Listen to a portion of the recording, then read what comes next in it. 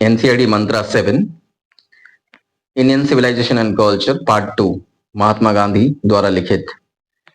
हमने इसके पिछले क्लास में पार्ट 1 में हमने देखा था इंट्रोडक्शन इंडियन सिविलाइजेशन और कल्चर की। आज हम पढ़ेंगे इसके आगे के भाग को पार्ट 2 में, Indian civilization and culture. Indian civilization and culture में आज हम फर्स्ट पैराग्राफ को पढ़ेंगे। फर्स्ट के पैराग्राफ कहता है कि I believe that civilization India has evolved is not to be beaten in the world। Mahatma Gandhi कहते हैं, आई यहां पर महात्मा गांधी को रेफर करता है। महात्मा गांधी का विश्वास है कि भारतीय सभ्यता, Indian civilization, the civilization India has evolved is not to be beaten in the world. तो जो सभ्यता भारत ने विकसित की है, इवॉल्व का मतलब विकसित करना, उसे दुनिया में कोई हरा नहीं सकता है। Is not to be beaten in the world, हराया नहीं जा सकता है। Nothing can equal the seed sown by our ancestors. और हमारे पूर्वजों के द्वारा जो सभ्यता के बीज बोए गए हैं, उनकी बराबरी कोई नहीं कर सकता। आगे कहते हैं महात्मा गांधी, रोम वेंट, रोम अपनी सभ्यता खो दिए। Greece shared the same fate, Greek ने भी वही किया, अपनी सभ्यता को खो दिया जिस तरह रोम ने अपनी सभ्यता खोई। The might of the pharaohs was broken, जो pharaohs थे उनकी भी शक्तियां क्षीण हो गई और वो भी खत्म हो गए, उनकी भी सभ्यताएं नष्ट हो गई। pharaohs इजिप्ट, प्राचीन इजिप्ट के शासकों को कहा जाता था। Japan has become westernised, Japan भी वेस्टर्नाइज्ड हो गया, यानी पश्चिमी सभ्यता को अपना लिया। Of China nothing can be said, China के बारे में कुछ नहीं कहा जा सकता। बट इंडिया इज स्टिल, लेकिन भारत जहां था अपनी सभ्यता को लेकर के, वो वहीं पे अभी भी अडिग है। somehow or other sound at the foundation, किसी भी तरह से उसकी नींव मजबूत है, यानी भारत की सभ्यता की नींव मजबूत है। Sound at the foundation. The people of Europe learn their lessons from the writing of the men of Greece, Europe के लोगों ने अपना सबक सीखा ग्रीस के लोगों के द्वारा लिखे हुए लेखों से, और रोम या रोम द्वारा, which exist no longer in their former glory, लेकिन उन्हें ये उनकी फॉर्मर ग्लोरीज में याद नहीं रही। In trying to learn from them, Europeans ने इनको सीखने की कोशिश में, the Europeans imagine that they will avoid the mistakes of Greece and Rome, Europeans ने इमेजिन किया, कल्पना किया कि वे लोग वो मिस्टेक को नहीं दोहराएंगे जो ग्रीस और रोम ने किया था।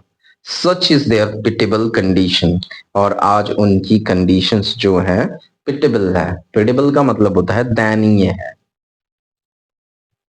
सेकेंड पैराग्राफ कहता है, in the midst of all this, in the midst of all this India remains immovable and that is her glory. इन सभी के बीच में, in the midst of all this का मतलब इन सभी के बीच में, India remains immovable and that is her glory, Bharat अभी भी इमूवेबल है और यही इसकी ग्लोरी है, यही इसकी भव्यता है। इमूवेबल का मतलब होता है अडिग, अपनी जगह पे रुका हुआ, स्थिर है। फिर आगे कहते हैं कि it is a charge against India that her people are so uncivilized, India के लोगों के ऊपर ये इल्जाम लगाए जाते हैं, ये दोष लगाया जाता है कि इंडिया के लोग अनसिविलाइज्ड हैं, यानी असभ्य हैं, इग्नोरेंट हैं, स्टॉलिड हैं। That it is not possible to induce them to adopt any changes, और ये कि वो कभी भी अपने आप को बदलना ही नहीं चाहते हैं। It is a charge really against our merit, और ये जो दोष लगाए जाते हैं ये हमारे गुणों के विरुद्ध हैं।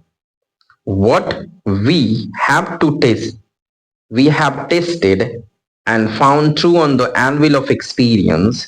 हमने क्या परीक्षण किया और क्या पाया, ट्रू क्या सत्य पाया, on the anvil of experience हमारे कठिन अनुभवों से, वी डेयर नॉट चेंज हम बदलने की कोशिश ही नहीं करते, हम साहस ही नहीं करना चाहते। Many thrust their advice upon India, बहुत सारे लोग अपनी एडवाइस इंडिया पर थोपते हैं। एंड शी रिमेन्स स्टडी, अभी भी भारत स्टडी रहता है, स्थिर रहता है। And this is her beauty, यही इसकी सुंदरता है कि ये कितना भी बोलने के बाद स्थिर ही रहता है।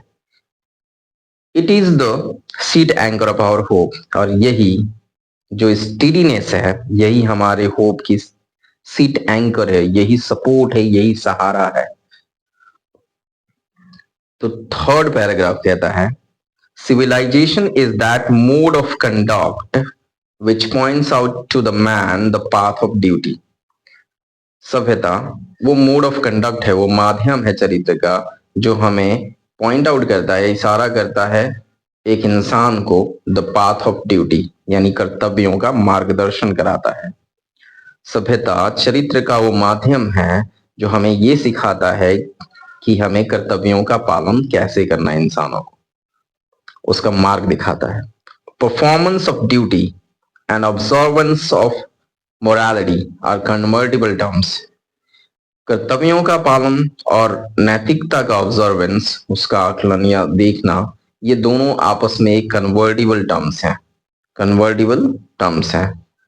टू ऑब्जर्व मोरालिटी, अगर ऑब्जर्व करना है नैतिकता को, उसे देखना है, is to attain mastery over our minds and passion. अगर मोरालिटी को ऑब्जर्व करना है यानी नैतिकता को ऑब्जर्व करना है, उससे पाना है, तो हमें अपने माइंड और पैशन पर मास्टरी अटेन करना पड़ेगा, यानी उस पर कंट्रोल करना पड़ेगा, मन और अपने जुनून के ऊपर। माइंड मतलब मन और passion. So doing we know ourselves, और इस तरह से अगर हमने अपने अपने माइंड और पैशन पर कंट्रोल कर लिया तो हम जो है अपने आप को जान पाएंगे। The Gujarati equivalent for civilization means good conduct. Gujarati equivalent for civilization means, जो गुजराती हैं वो एक इक्विवेलेंट मान जाते हैं सिविलाइजेशन के, इसका मतलब है कि वो गुड कंडक्ट रखते हैं, यानी कि अच्छा चरित्र है। If this definition be correct, then India, as so many writers have shown, has nothing to learn from anybody else। अगर ये ऊपर लिखी हुई डेफिनेशन सही है, the Gujarati equivalent for civilization means good conduct, तो ये सही है। Then India, as so many writers have shown, बहुत सारे लेखकों ने ये दिखाया है, has nothing to learn from anybody else, हमें किसी और से सीखने की जरूरत नहीं है। And this is as it should be, और ये ऐसे ही रहना चाहिए। फिफ्थ पैराग्राफ कहता है we notice that the mind is a restless bird. हमने नोटिस किया है, पाया है कि मन एक बेचैन पंछी है। The more it gets the more it wants, जितना ज्यादा इसे मिलता है उतना ज्यादा ये और चाहता है। एंड स्टिल रिमेन्स अनसेटिस्फाइड, और फिर भी ये असंतुष्ट रहता है। The more we indulge in our passions the more unbridled they become, जितना हम अपने पैशन में खो जाएंगे या विलासिता में खो जाएंगे, उतना हम अनकंट्रोल्ड हो जाएंगे, असंतुलित हो जाएंगे। Our ancestors therefore set a limit to our indulgences, इसीलिए हमारे पूर्वजों ने हमारे लिए कुछ सीमाएं निर्धारित की थी विलासिता की, ऐसो आराम की। They saw that happiness was largely a mental condition। हमारे पूर्वजों ने देखा था कि जो खुशियां हैं वो एक मानसिक स्थिति है बड़े पैमाने पर। ठीक है, इसके बाद हम अगला पार्ट 3 लाएंगे। तब तक के लिए इतना ही।